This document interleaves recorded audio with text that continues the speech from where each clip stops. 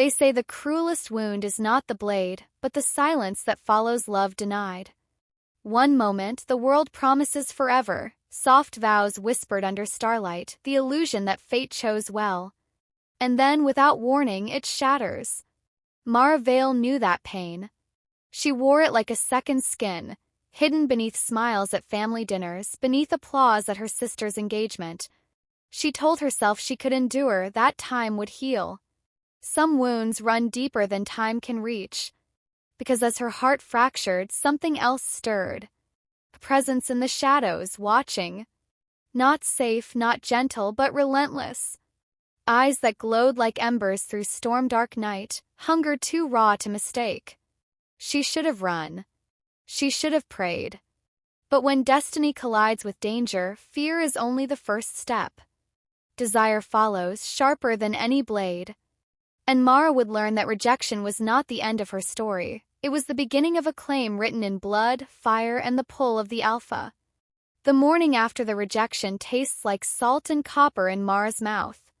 Sunlight strikes the harbor like shattered glass. The lighthouse on Blackwater Ridge winks as if nothing has changed, but storms leave wreckage behind, even when they're made of words. I reject you. Luca's voice under the spinning lighthouse lens, flat as iron.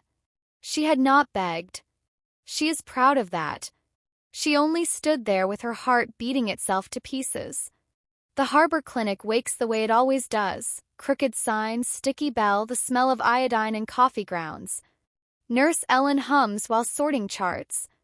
You're a vision, Ellen says, eyeing the shadows under Mara's eyes. Callie's engagement go late? You know how she is. Mara sets her coffee down, cool already. Your mama must be beside herself. Ellen lowers her voice with practiced delight. Where do you need me? Work steadies Mara's hands. Check the chart. Measure the burn. Apply salve. She laughs when she's supposed to laugh, listens when old women talk about their cats. The town sharpens around her. Sailors coiling ropes, kids on bikes with playing cards clipped to spokes for engine noise, the flag snapping over the courthouse. At 11, a text from her mother, Town Hall noon smile. Mara keeps the phone face down. Town Hall steps crowd with celebration. Callie stands center in cream sundress, blonde hair lifting like she has her own personal wind. Her laugh is champagne bright. There you are. I was worried you'd miss it. I said I would come. Luca stands beside Callie in a pressed shirt and borrowed tie. He looks better in wild places, the dunes at midnight, a boat deck with rain in his hair. Now he looks like he's wearing someone else's life. His gaze finds Mara for a heartbeat. She cannot read it, recognition, regret, relief. The ceremony blurs. Words, applause, camera flashes like trapped lightning. Mara gives the expected kiss on the cheek, the sister grin, the practice theater they learned as children. Somewhere past the breakwater, a long howl skates the air. Most people hear only a dog in the hills. Mara hears something older. The sound threads the bright noon like shadow. Luca flinches, gaze cutting toward the ridgeline. Callie touches his sleeve. Don't scowl in my pictures. He smooths his face, lifts his bride's hand. Crowd cheers. Smile more, her mother murmurs. You look tired. I am tired. Mara touches her mother's wrist. After this week, I'm going. The coast. Maybe Portland. During your sister's wedding week is not the time. I'm not announcing. I'm telling you. Her mother's brows settle into a line. It's that boy. Sometimes ideas are wrong, Mara says, and lets the words carry what they can. By evening, word leaks through town with rumor's speed. Coffee shop chalks hearts around initials. The florist's van double parks for deliveries. The clinic, a fisherman with a sun-scored face needs stitches after something got him by the river mouth. Didn't see it, he grunts, blood soaking through a towel tied around his thigh. Came out of the reeds. Fast. Mara knots the towel. 4 parallel gashes rake across flesh, clean, precise. No ragged tearing like a bad bite. The hair on her arms lifts. Jesus, Ellen breathes. Not in front of the patient, Mara says, because someone has to be calm. She irrigates with saline. The man hisses. Beneath the iron smell of blood, something else lingers, rain and cedar and dark places. Did it circle? She asks. Didn't circle. It watched. Like it knew me. Then gone. When the gashes are closed and dressed, Mara peels off her gloves and stares at her palms. Side, wind turns and brings the faintest echo of howl through the cracked window. She steps forward. For a heartbeat, she's certain someone stands just beyond the glass. The reflection shifts. No one's there. Mara. Ellen calls, voice tight. You might want to see this. Another patient waits. A couple, the man gripping his side with a towel blooming red. A stray dog, the woman says too quickly. It was a stray. Mara nods. Let's get you inside. Dusk lays violet hands over Blackwater Ridge. The lighthouse blinks above the ruined boardwalk. Slow, steady pulses like a heartbeat for ships. Storm-torn planks jut at angles, seaweed draped like green lace. Mara should go home. She tells herself this walking toward the dunes, tells herself again when boots reach hard-packed sand. The town tucks itself into 1,000 small comforts. She should have gone home.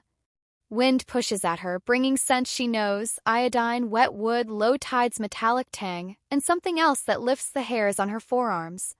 Cedar. Rain. Iron. The same wild note from the clinic, only stronger here. A shape moves between dunes. She sees it first as shadow refusing light. Then it lifts its head and her body knows with the kind of knowing that doesn't ask permission. The wolf is larger than minds expect. It wears night like a pelt, first slicked by damp air into oil-dark sheen. Eyes not red, not gold, but deep-banked ember, fire far back in skull caves. Stands 20 feet away, paws planted so steady the dune might rely on it to remain. Her heart strikes ribs. She doesn't run. Running would be a language she cannot afford to speak. The wolf lowers its head. The sound it makes is not growl but absence of growl, a hush filling space where threat should be. Takes a step.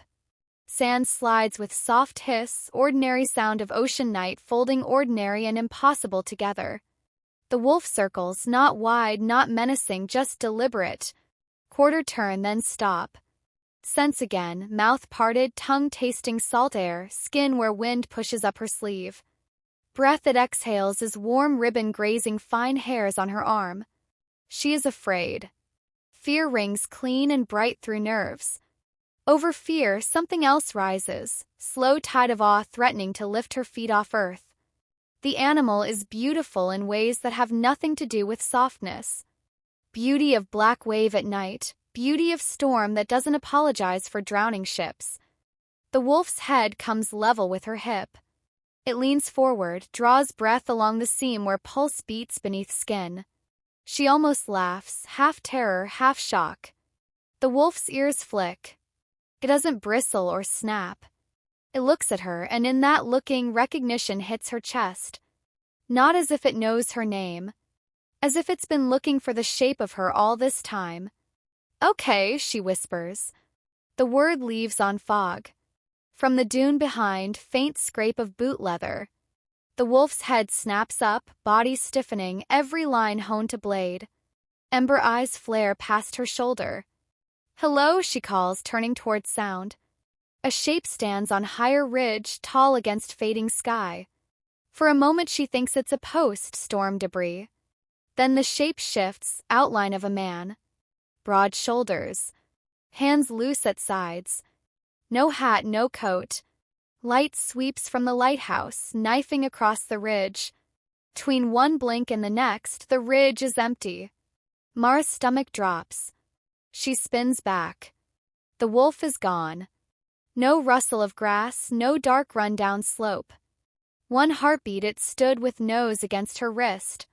Next, only hollow it left in sand. She kneels. Paw prints are clear, deep ovals, toes like plum pits stamped in earth.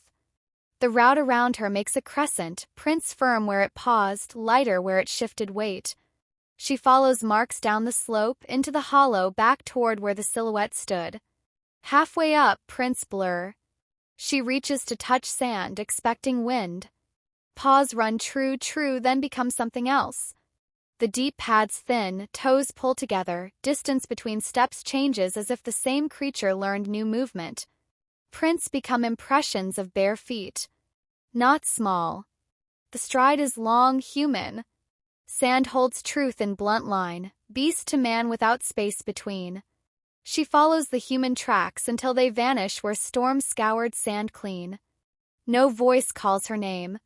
Only sea, cedar scent, iron thread of blood memory tugging at ribs. Behind her, sand holds proof the sea hasn't yet found, paws that become feet mid-stride, as if night learned a new body and stepped into it without breaking pace. Sleep surrounds Mara like slow water. She drifts between surface daylight and dark where something older moves with purpose. Rain patters like fingers on porch rail. In dreams, she's on the ridge again. Grass bends in wind carrying cedar and iron. The lighthouse turns blind face away. In the hollow below, black fills black until it breathes. The wolf comes like weather. She feels the moment its attention lands, pressure drop before storm. Her heart throws forward and is caught gently, inexorably. She should run.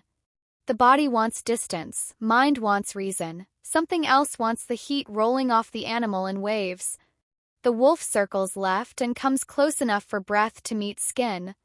It inhales along her wrist where pulse lifts and flutters. Heat pools low in her belly. Fear doesn't recede so much as deepen into something heavier. Her name is not spoken, yet sounds between her ears. Mara. Rendered through throat not built to say it, glazed in gravel, softened by promise she doesn't understand. "Who are you?" she asks. The dream gives no answer, only brush of fur like spilled silk across bare arm, bright sting of cold when nose presses to throat hollow and inhales like drowning thing finding air. The world lurches. Wolf is not wolf. Shape recedes from itself like tide exposing rock. Fur thins beneath her fingers until palm meets skin warmer than fever. A hand closes at her hip, strong, deliberate. She breathes out and scent shifts from rain and cedar to something human sitting between spice and smoke. Mara. This time her name is whisper against her mouth. Not Luca's voice.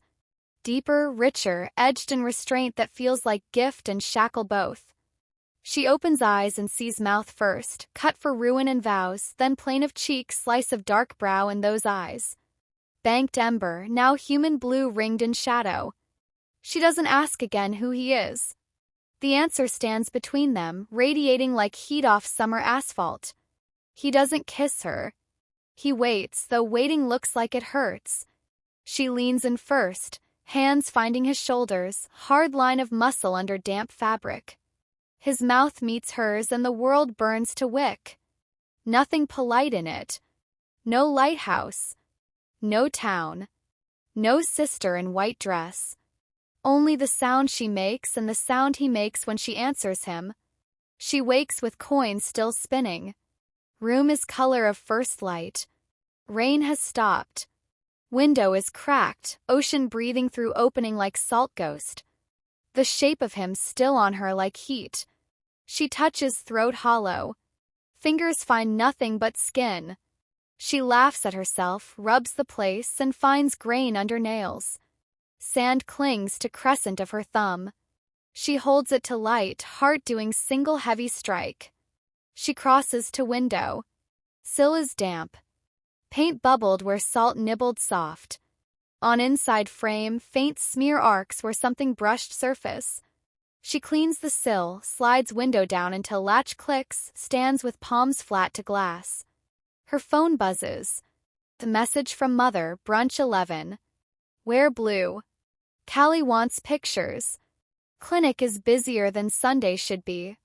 Storm always knocks loose more than branches.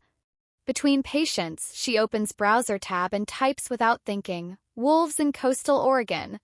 She stares at letters as if they might become something else. Ellen slides tea beside keyboard. Your face says yes and no at the same time. I had a dream, Mara says before she can talk herself out of it. Too real. About the boy? Ellen means Luca. No. She lifts tea. Mint and steam unclench throat. About something I should be afraid of, and I wasn't. Ellen's gaze flicks toward window. Day has gone thin, cloud drawn over sun. Be careful with real air for a while, she says. Dream air will lie to you and make you brave at wrong times. Bell over door jangles. Hush follows, brief, immediate as held breath. Mara looks up and understands why. The man who steps inside doesn't look like a patient. Old leather jacket that learned his shoulders. Damp from fog and looking like he belongs to it. Hair too long for county meetings, too short for dismissals. Eyes the kind you have to name twice, blue, then not, then yes. He doesn't look at her first. He looks at the room, at exits and angles, at the crayon bird someone's child left taped low where only shortest patience would see. He reaches into pocket, pulls out folded paper. Fingers are nicked. Old scars sit quiet along knuckles. Notice for the harbor clinic, he says. Voice is low instrument. If he sang, people would go quiet in bars without knowing why. Billing updates. County requested hand delivery. From who? Ellen asks, suspicious. County, he says, almost humor at corner of mouth. He glances past Ellen then, and gaze meets Mara's. World doesn't stop. Does something worse, slows. Sound becomes butter thick. Color pulls hard at edges. Floor under her feet remembers beach, way it tilts before tide reaches toes. She sets cup down before dropping it. He doesn't flinch. If anything, something in him goes stiller. He watches her the way Wolf watched her, as if part within him that's always working has paused to take stock. Hello, she says, needing to hear how her own voice sounds. Hello, he returns, barest nod that their exchange isn't for town consumption. He turns back to Ellen. Name? He lies. Or gives name true only to certain circle. Reed. He doesn't look like Reed. He looks like Riptide named after weather. Ellen hands him form. Thank you, Mr. Reed. Do, he says, turning to go. Wait, Mara says, not loudly. He stops, hand on glass. Have you seen stray dogs by the river mouth? She asks. We've had injuries. Reed studies her face as if answer lives there. Strays, he says slowly. No. His look flicks to Ellen. Be careful telling people that. You'll have folks hunting shadows with rifles. They'll shoot each other by mistake. Then what would you call it? Something like respect lifts his brow.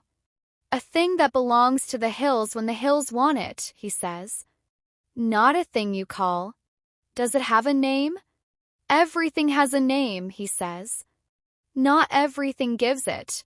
The bell scrapes as he goes. Ellen exhales 2 parts relief, 1 part interest. If that man is county, she says, I am the Queen of France. That afternoon, Mara writes a list. Leave. Say. Under leave, breathe, forget, coast road, new sky. Under stay, she leaves space blank and stares until it fills with a face, with eyes that changed color in single breath, with words spoken against her mouth that turned her name into vow.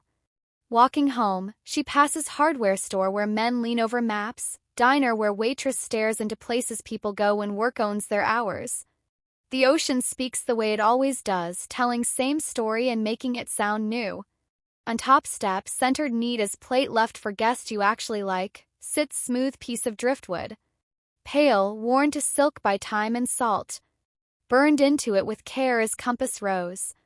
Lines clean, points true.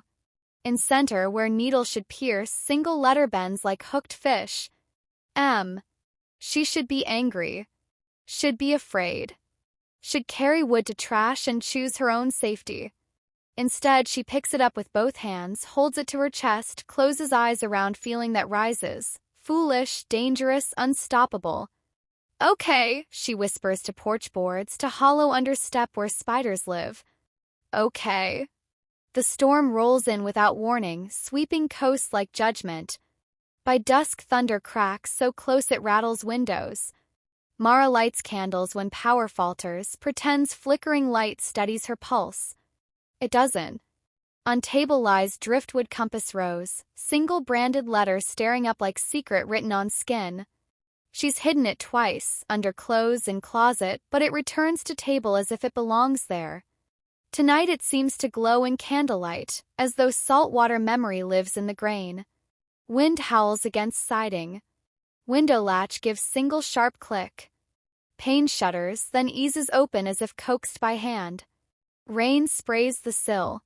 She moves to close it but stops, instinct same that made her turn on dunes instead of run. She leans into night and sees only wet dark, trees bowing like penitents. Then between lightning strikes, eyes appear in black. Blue rimmed in silver. Watching. Waiting. The wolf stands beyond fence, rain slicking fur until he gleams like ice. Storm roars around him but he's utterly still, sentinel cut from night. Fear presses against ribs but so does something else. Answering recognition that unsettles her more than fear. Matthew, she whispers, though she has no right to know it. Compass rose flares behind her, mark bright as ember. When she looks back, Wolf is gone.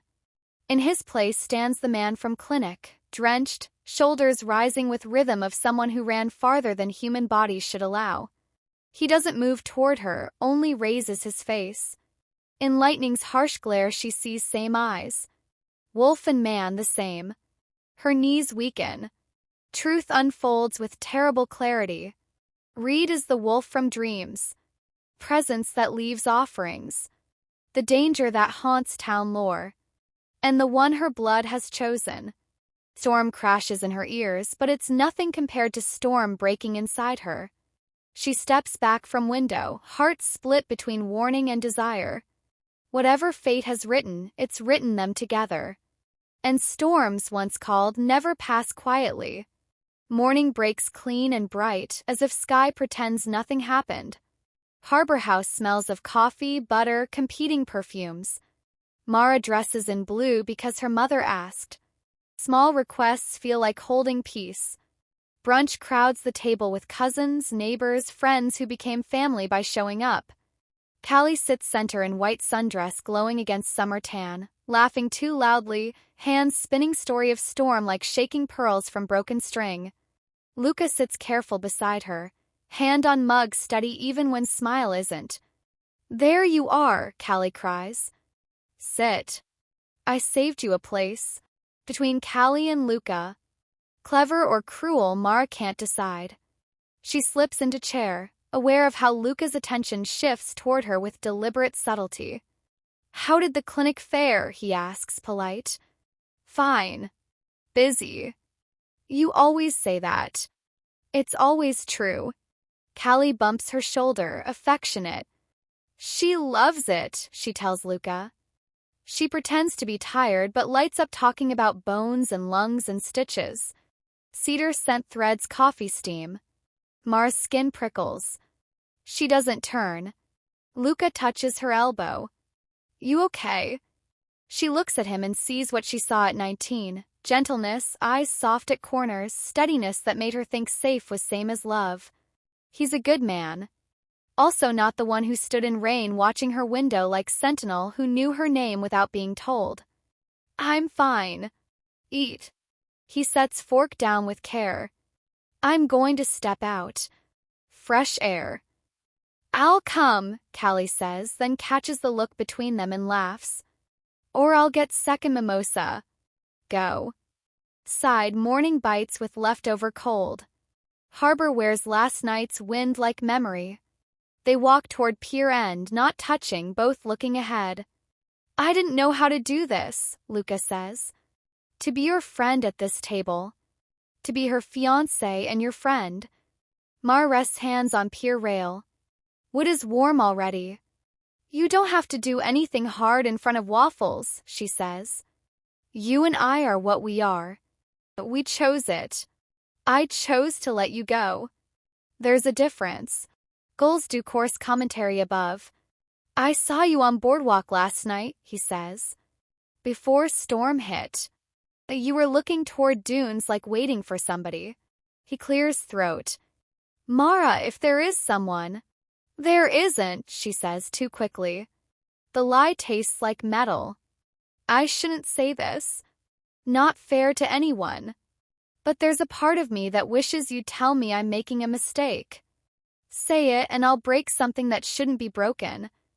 I won't say it, she answers, surprised by steadiness in her voice.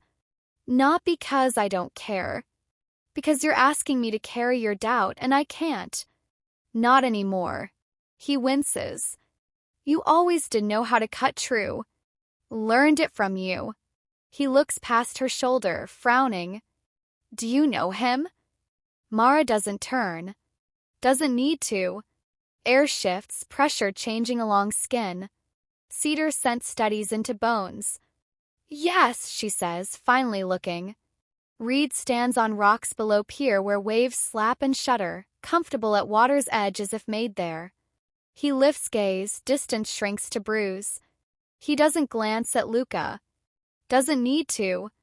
Lines of him say everything, claim, restraint, conflict held on short leash. That guy from the clinic? Luca asks, voice narrowing. County, she lies, and Reed's mouth curves at corner. He's staring at you like he's drowning and you're the shoreline. Or like he's the riptide and you're the warning sign nobody reads. Breath goes out of her.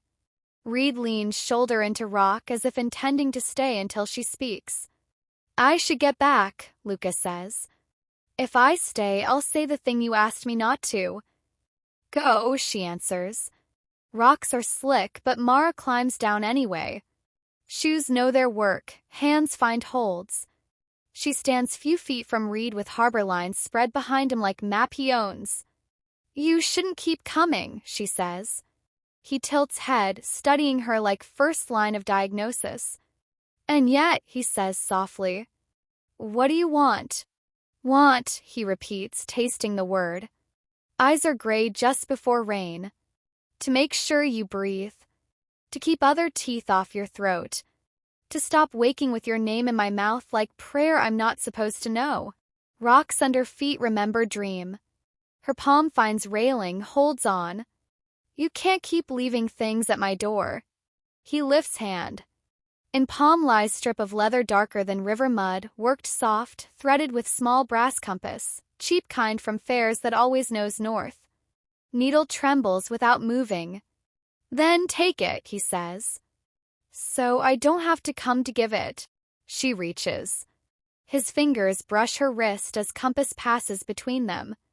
Contact skates straight to place under sternum that hasn't been hers for days.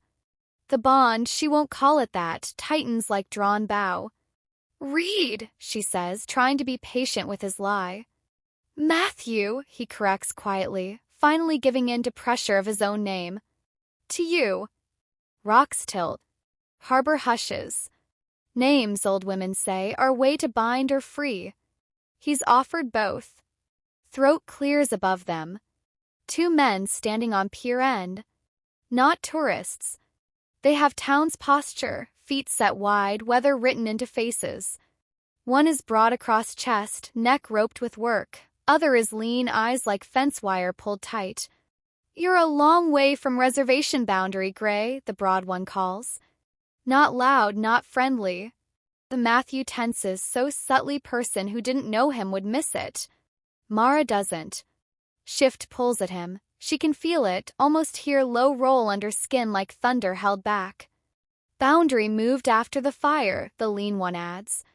You know that. I do, Matthew answers, easy as greeting dog that might bite. He doesn't look away from Mara. And I know where I'm standing. Sheriff's getting tired of your people in town after dark. Folks talk. Wolves turn into stories. The stories turn into guns. Mara flinches. What are you talking about? That's... Matthew's glance stops her. He shakes head once, tiny, request and warning. She bites cheek, tastes copper. Be smart, the lean one says to Mara, as if she's child too close to fence. Boys like that don't belong in our water. She steps toward them before considering wisdom. Boys like what? Like him. Broad one jerks chin at Matthew. Wild. Rude. Here for thrills. Matthew, she says, hearing how the name changes space. Men hear it too. Surprise shoots across lean one's face. Alarm tightens other's mouth. His name is Matthew. He brought county notice to clinic. He's a person, not your rumor. Men glance at each other, small eye flick, breath, but enough to tell her she stepped on something they didn't want seen. Matthew steps forward, positions himself half between her and Pierre by instinct. We're leaving, he tells her low. We are. Yes. Then to men above, tell Sheriff Ames I'll call him. He prefers to hear my voice before yours. Annoyance fights across broad man's face and loses. Lean one spits into water. Watch yourself, he says, but already backing away. They go slow, then not slow. Air loosens. What was that? Mara whispers. Old pattern, Matthew says. Men who want to make their fear sound like law. He looks at compass in her hand. And a new one. Do you live on the reservation? We live where the hills do. Where laws are older than paper. His mouth softens. But yes, my people keep to our boundaries when we can. Today I couldn't. Because of me. Because of you, he says, with lack of apology that's both dangerous and sincere. Gull drops from sky like stone, reappears with fish and beak. Life continues. I have to go back, she says. If I don't, my mother will send cousins. And possibly priest. He smiles, small, surprised, as if new thing his mouth had to learn. Go. Will you? She stops. To ask him to stay invites trouble. To ask him to leave invites different kind. She closes hand around compass. Don't follow me in daylight. Daylight is for well-behaved men, he says. I'll try. Inside, table has sprouted another bottle and new seating chart argument. Callie reaches for Mara's wrist the moment she sits, freezes, gaze catching on leather loop. What's that? New. Charm from patient. Since when do patients bring jewelry? Her mother asks, tone careful thing meant to be teasing. Since always, Mara lies, and Callie laughs, steals strawberry from her plate satisfied. Luca watches, says nothing. He lifts glass in small salute that feels like goodbye. She returns it with sip of water. On walk home, wind shifts. Dunegrass whispers. Note arrives in her head the way certain birdsong finds ear only when alone. Mara. She stops. Cars pass. Child drags stick along fence, each rattle a bead on string. Her heart beats once, hard enough to echo. She looks toward ridge and sees nothing. Feels everything. A door, mailbox holds single envelope with no stamp. Inside, on narrow slip, someone has printed, "Beware the hunt." No signature. No mark. Just warning. She stands on porch boards with paper in one hand, compass worm in other, and knows with clarity she reserves for diagnoses that rival isn't brunchmen or gossip. Rival is pattern itself. Men with guns and laws older than paper, wolves with needs that don't bend, families with expectations that crush bone without meaning to. She tucks note inside drawer with driftwood, locks door, leans forehead against it. I don't want to be safe, she whispers to empty room. I want to be chosen. Evening heat burns off, wind turns cool. Metallic tang of low tide makes Mara's molars ache. She keeps clinic open late Thursdays. Fishermen time bodies to water, not calendars. Someone always needs stitches after dusk. Tonight it's quiet. Too quiet. Hallway light flickers. Clock hands rattle as if trying to shake free. At 9:15 she locks front door, takes trash out back. Alley is narrow spine between buildings. She ties knot, reaches for dumpster lid. Hairs along forearms lift. Shadow separates from deeper shadow at alley's far end. Not tall, not human-shaped. Low. Heavy. The thing lifts its head. Light from clinic window lands on two eyes pale as old glass. Dog, she whispers because mind reaches for small labels before admitting larger ones. Thing's lips peel back soundlessly. Not dog. Teeth built for tearing. Saliva drops, strings to concrete like molten glass. Mara doesn't run. Running triggers chase, and Allie offers nowhere to outpace anything. She eases backward, palms up, voice low. Easy. I'm going inside. Shadow takes deliberate step.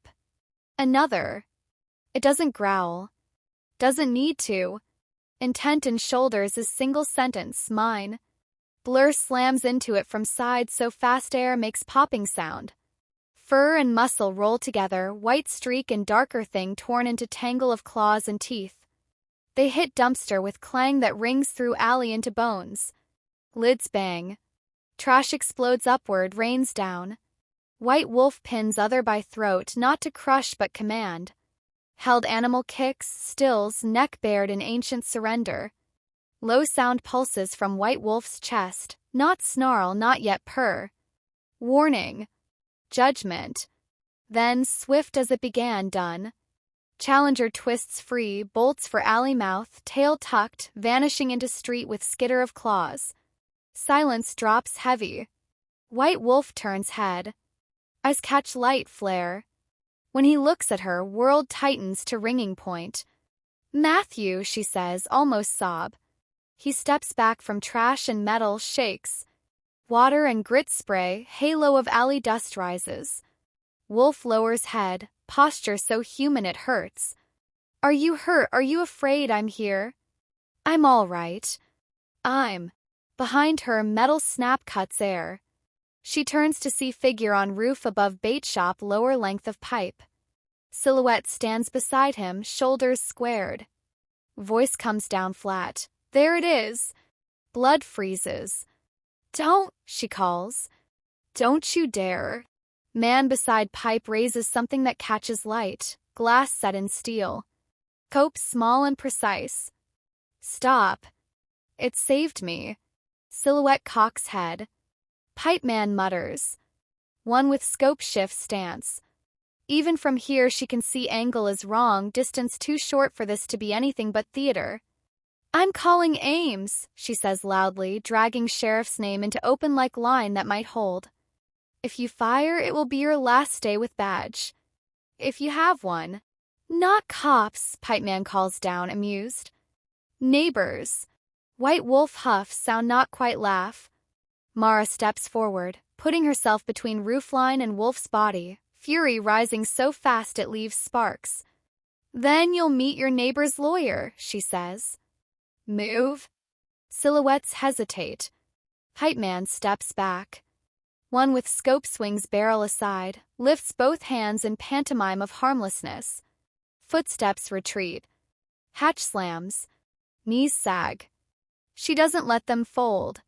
She looks at Matthew, lifts hand. He takes step nearer. His breath washes her knuckles before he presses muzzle to her palm. They're hunting you, she says.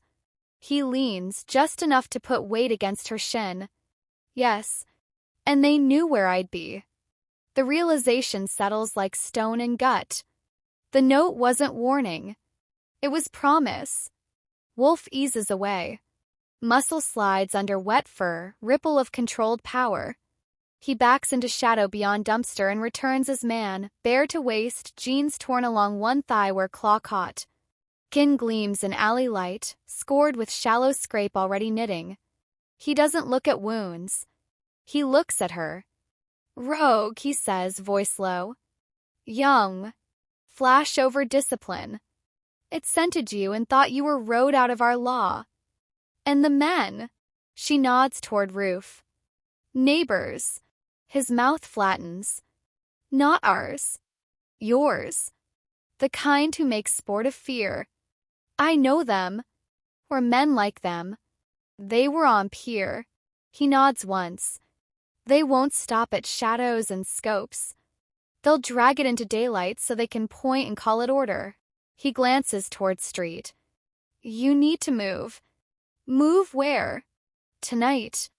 A motel. My land. Anywhere with walls I can circle without being seen. My mother will have 100 questions before I reach corner. My sister will have 1,000. Then tell them truth you can carry. His gaze flicks to clinic door. You in glass box invite stones. Threats usually arrive as casseroles, she says, brittle line that cracks. He almost smiles. I can't be your shadow inside fluorescent light. But I can be your weather outside it. I can't hide. They'll smell it and come faster. Then don't. Stand in your doorway with phone to Ames. Let them hear you say their names. I don't want Ames here.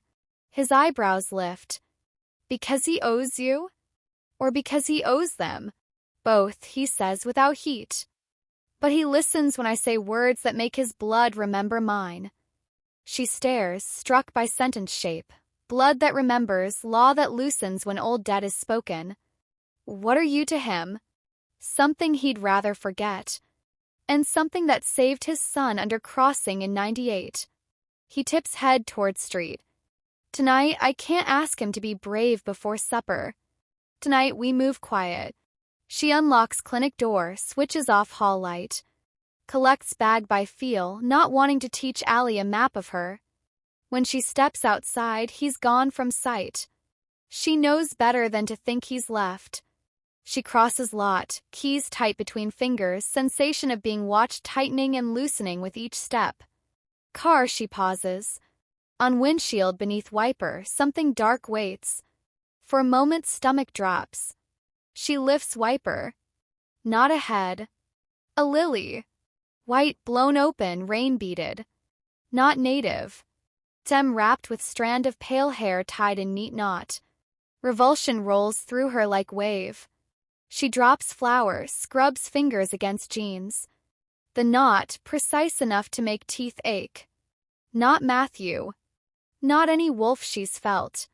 Something colder. Human patience practiced until it's weapon. Phone buzzes. Text from unknown number, you don't know what he wants.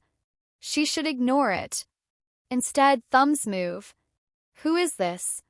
3 dots. Then, someone who has seen men like him eat girls like you. Cheeks heat, not with shame but clean hard anger she recognizes from other rooms where men wore other uniforms. She types, and men like you write their eulogies.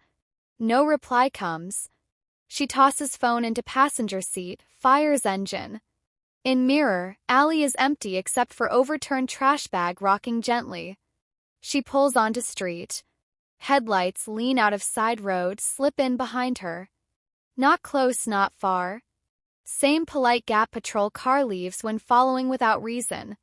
She turns right. Car turns right. She keeps speed lawful, hands at 10 and 2 as if being tested. First light, red pools on wet pavement. Heart stutters like birds when shadow passes. Second light, shape size of horse ghosts across street in front of her and is gone, leaving only paw prints darkening in red glow. Car behind brakes. She sees driver lift both hands, helpless to explain what he hasn't seen. Light goes green. She goes left. Car doesn't follow. She doesn't drive home. Home is story that ends with sirens. She turns toward dunes, parks in public lot where sand starts. Wind has picked up. Waves break farther out, shouldering themselves into bar with sound like low crowd. On ridge, he waits. Not hidden, not coy. Standing with sea at back like king claiming tide. The moon is broken coin behind cloud. Light it gives him knows difference between boys and old things. You can't keep saving me in alleys, she says, breath fogging. Bad for both our hearts. He looks like he'd argue about her heart if he knew how. He doesn't. Rogue will return. Rogues run toward what smells like door. You smell like open one. Because of you. Corner of mouth admits it. Because of me. And because of what you are. What am I? He studies her for long beat, as if weighing whether single word can bear what it must. Mine, he says, smallest word and largest. It lands between ribs, flowers into something that feels like heat, like rage at audacity, like relief so bright it's almost laughter. I asked what I am, she says, little wild, not who. You are the only thing that steadies wolf when men on roofs make their hands into guns, he answers, caging claim inside explanation. You are sure I drown toward. Poetry, she says weakly, because if she doesn't make something lighter, she'll sink. Do you rehearse on your runs? I don't run. I hunt. Wind throws cold into jacket. She zips it, lifts chin. Someone sent Lily. With hair tied to it. Not animal. Human. Precise. Something old and violent flickers through his gaze. Hair, he repeats, word he wants to spit. Not work means patient hands. And the text. Men like you eat girls like me. Men like me starve without you, he says flatly. And men like them gorge on fear. He steps closer until dune grass brushes calves, sand grains around her shoes tremble. You cannot be bait. What if I'm tired of being anything but choice, she says. What if I decide to stop letting other people's hands arrange my life into warnings? His breath meets hers at same temperature for single second. Then you choose, he says. Choose out loud so every ear in town learns your sound. But know the choice summons teeth. Wolves will come to stop me. Men will come to stop you. And ones with old law in their pockets will come to weigh your skin against theirs. She thinks of Callie's open laugh, Luca's steady hand, Mother's worried eyes. She thinks of Lily and Knot and Way Rogue's lips pulled back without sound. She thinks of White Wolf pushing young throat to pavement, releasing before blood spilled. She thinks of her own mouth speaking man's true name into storm. You said move. So move me. He blinks, smallest involuntary flinch, as if struck by mercy. Now? If I go home, they'll follow. If I stay, they'll circle. If I hide, they'll call me afraid and come nearer. She pulls compass from pocket, holds it between them. Needle quivers, finds north, stares. Show me where we survive until morning. He looks past her toward town, lighthouse, black quilt of houses, then beyond her to road, hill line, old forest where maps forget themselves. He makes small sound, approval or surrender. There's place in pines. No address. Only memory. I have mother who needs sentence that passes for sense. Sister who'll call National Guard if I don't text heart. Tell them you're with county doctor, he says dryly. Tell them read. Lie that isn't lie will hold better than silence. She thumbs message into phone. Staying with Reed at clinic overnight to avoid traffic patrols. Don't worry. Love you both. She sends second to Luca. Be kind with her. Please. Then pockets device, nods. Pines. He turns, bends, shifts, not with violence but ease that seems indecent to watch. Fur rises from skin, bones lengthen, his hands become what they truly are. Where he stood, White Wolf shakes once, sending moonlit sand radiant in ring. He walks past her, pauses, shoulder brushing thigh, invitation offered without words. Do I hold you? She asks, ridiculous and not. He lowers himself, making pause with body where leg could fit. She laughs, bright sound too surprised to be afraid, swings one leg over, then other, sinks into heat of him. Her knees lock at ribs. Fingers find rough. He stands as if she weighs nothing, and when he moves, world moves with him. Dune grass bowing, sand giving with hush, horizon tilting into new shape. Town falls away behind them. Path into trees opens like throat. Somewhere, men gather stories, prepare bullets. Somewhere, young rogue circles back, drawn to open door of human girl who smells like storm and choice. Somewhere, sheriff looks at phone, decides how much of his blood he'll remember tonight. Under pines, air cools and goes still, rich with sap and soil. Wolf breathes, and she breathes with him, their ribs learning each other's mathematics. Compass beats pulse into wrist. Needle points forward into dark that's not empty, only full of older names. Matthew, she whispers to his ear, not because he needs sound to know she's there, but because she needs sound to know she is. I am not bait, he answers in fierce economy of body, shiver of muscle beneath palms, wariness in ears, vow and pace he chooses. Ahead, path narrows, widens, breaks into small clearing where moonlight collects in bright spill. He stops at edge, lowers to let her slide off. She stands beside him, listens. No voices. No metal. Only thousand minor noises of forest that's learned to outlive men. Here, he says when shift takes words again. Tonight. What about tomorrow? He looks at her like man who's lived long enough to understand both cruelty and sanctity of that question. Tomorrow is bigger hunt. We'll change ground first. She exhales shaky breath that tastes of pine and salt and something sweet that could be bravery. In slant of moonlight, white of him is too bright for hiding, yet she's never felt more unseen by wrong eyes. She lays compass at pine root, presses palm over it like making oath. Find north. Find us. In dark beyond clearing, something moves. Not rogue. Not human. Presence that smells like rain on hot rock, like old coins and iron. Wolf steps in front of her without sound. Clearing holds breath. Easy, Mara whispers to trees, to new danger, to her own heart. We're not running. The forest watches. Waits. Then settles, as if whatever stalked them has chosen patience over action. For tonight. Matthew's stance relaxes by degrees. Compass warms under her palm. Dawn is hours away, but she can feel it coming, bringing with it choices that will echo through more than just her own life. She closes her eyes, breathes pine-thick air, and for the first time in days feels something like peace. Not safety, never that, but the clean certainty of a woman who has stopped running from her own story and started writing it. Whatever comes with the dawn, she will meet it standing beside the wolf who chose her first.